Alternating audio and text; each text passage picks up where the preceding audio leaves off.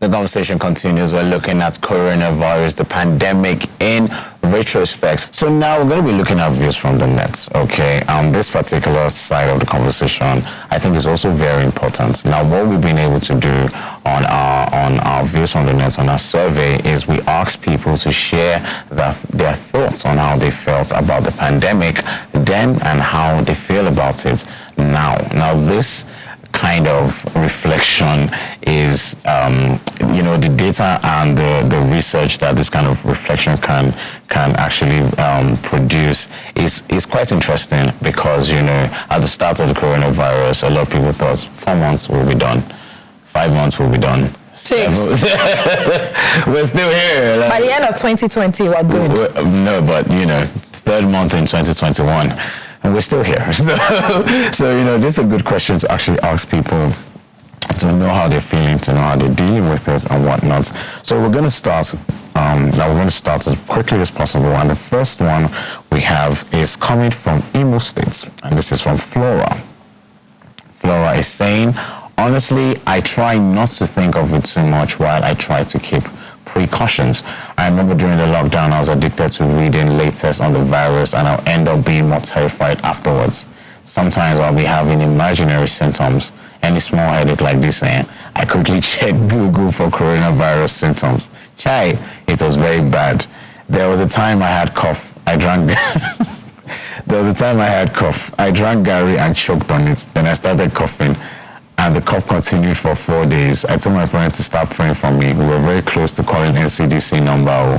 When I realized it had stopped, then Pops was if the virus is hiding. Then came fasting and praying against the virus. The greatest fear was that I had infected all my family members. We will put a call through to NCDC.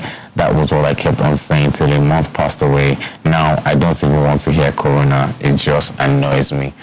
My goodness. I like this reflection so much. Oh my, she said she was drinking Gary and she coughed for 4 days. Any small tingle, that time, like March, April, any small tingle in the throat like this, suspect.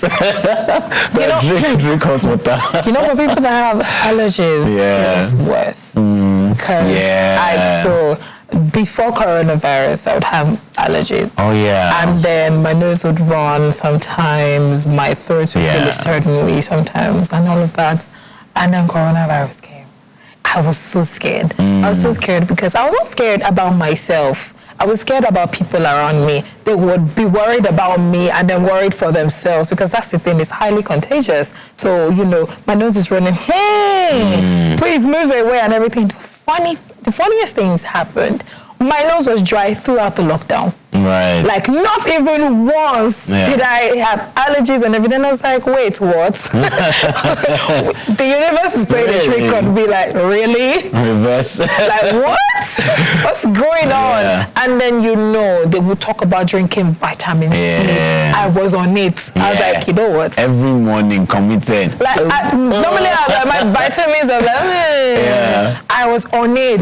By the tablets, everything. I would eat well. I would try to, do normal things. I do my exercises just because I didn't want to show any symptoms. I didn't want to feel ill. I didn't want to fall ill and all that. Anybody that does, I know that time, there were a lot of medical experts were saying you need to build your immune system.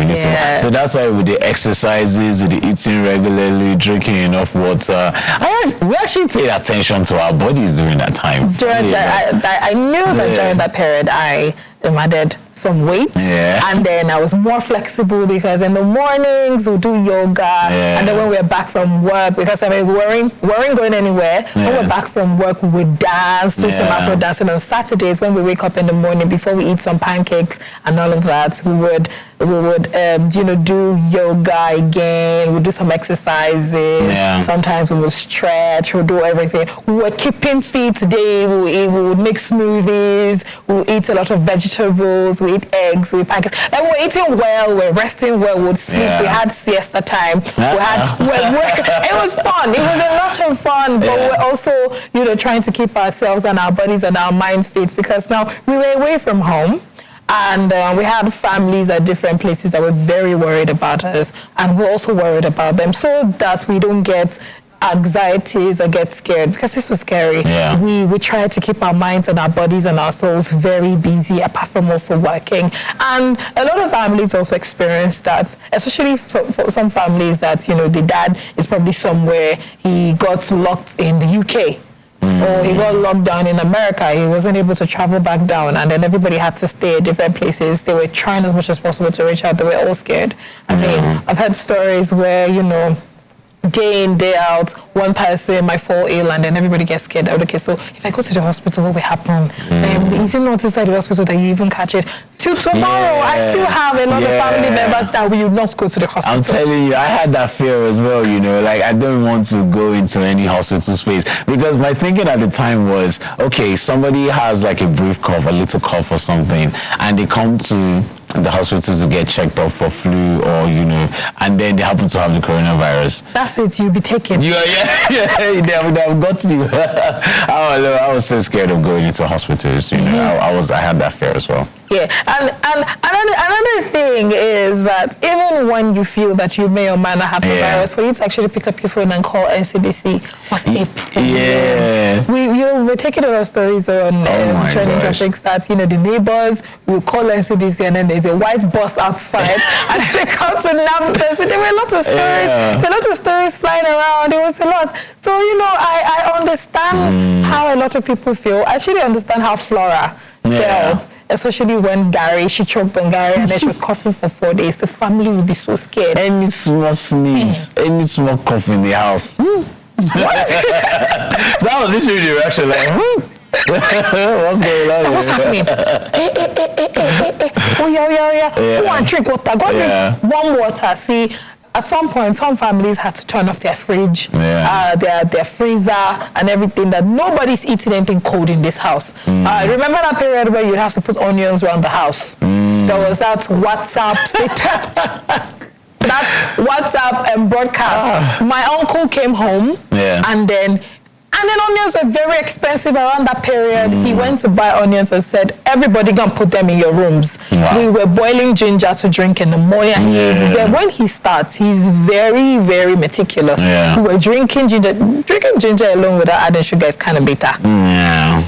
We're drinking ginger. He would make sure we drink the warm lemon. He would make sure we're taking our vitamins. The soluble vitamins, I didn't like it. He would make sure we drink soluble vitamins. He would make sure we're eating fruits. It's either you're drinking oranges or you're eating bananas or you're eating grapes. You have to. Because he wanted to be sure that everybody was doing the needful. And if you're not at the house, he will call you and be like, have you taken your vitamins today? If you've not, he's going to video call you and you have to take it in his presence. So it was that deep. No, if you drink cold water, ice cream, or any of those things, it's a no. It's a no. Don't do that. And, somehow, that exercise that we all did kind of helped us keep our health and our minds and our bodies in check, and also keep our souls together, because look, we're trying, but it wasn't easy, especially when you now finally have a family member that falls ill or was taken to an isolation center. The isolation center is another conversation. So let's move over the comments. This one is from Mary. Mary Richard says from Lagos, and Mary says, I think for me, what terrified me the most when the news first came out was the counts. The rate at which the number of infected people kept on rising was always scary. But now somehow I don't really take it serious anymore. Why? Because it almost feels like it is all a lie. People keep doing things that put their life at risk. I mean, if it is out there, if the virus truly exists and it takes life the way they say it takes life, then people would always put on their nose mask. The government will not insist that people go get their NIN, knowing fully well the number of crowd that will assemble. People will not hold public gatherings the way they do now. Hospitals will be more careful, etc. I don't know right now. I just do not feel that this coronavirus thing is here in Nigeria. And even if it is, I do not think that the number is what they say it is. My thoughts, though, Mary.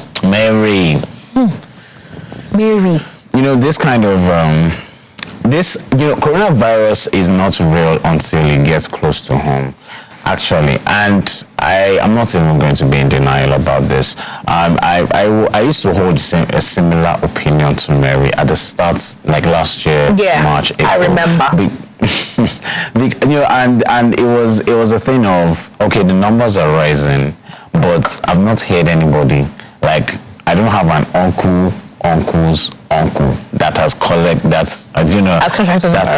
the virus. So how, if the numbers are rising this much, you would expect that maybe someone around you, or someone your uncle's niece's girlfriend's cousin, would get the virus or something, but you're not really getting that. Yeah. But obviously, the virus is very real. And, a number of people I know in the United Kingdom and in Nigeria actually got the virus. We lost a friend, Tia Coffee in personal DJ Bubbles to the coronavirus. So, to people who are out there thinking that the virus is still not real or is not in Nigeria, we need to be careful, and that is all, it's all a hoax. The coronavirus is not a hoax, it's very real. People are dying, people have been infected. I even had an uncle, that he said in his workplace, like half of them caught the coronavirus because there were like 2 of them or 1 of them who had the virus but did not say in time. Oh. They didn't say early enough. So because of that, a number of people in the office space got infected, he himself included. Wow. He got into isolation center, he got better. They lost, about, I think, 20% of the people who went into, they lost quite a number of people in their workplace as a result of that. So the coronavirus is very real, even if the numbers, and the numbers, I don't know. I don't really know what's going on with the numbers. I can't say for sure whether it is inaccurate or accurate. What I think, however, with the numbers thing is that I don't think we are getting a full report of people that have contracted the coronavirus. Because what's interesting in Nigeria is that it is possible for you to contract the coronavirus, get a malaria treatment or a malaria typhoid treatment, and you'll be fine. That is interesting to me. I spoke to a medical doctor and he was saying this to me, that 92% of people who say they have malaria, who go into hospital and then they are diagnosed with malaria typhoid, is actually 90% of malaria typhoid cases were actually coronavirus. Very interesting to me. Now, in those cases, some of these people are treated with malaria medications or malaria typhoid medications, and then they get better. So,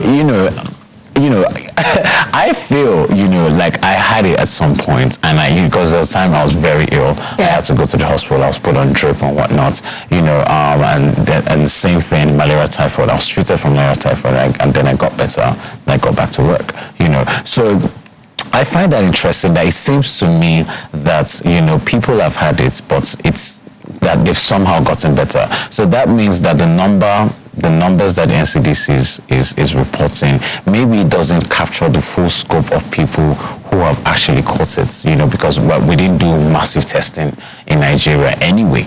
The most of those results were people who called in or people who came into the hospital or whatnot. There was no massive testing, no massive random testing done nationwide or statewide. So I just find that interesting, really. I don't think the numbers of the COVID-19 numbers, the COVID-19 numbers that we have at the moment is accurate, and this is what I'm saying. Like you said, we didn't do massive testing, so I really don't know if it is more or less, but I do not think that it's all the numbers at the moment that's what we have. Because I know, like you've said, also a lot of people had it, got over it, got better, and were just living life anyways. There's some people that are symptomatic. How about that? Exactly.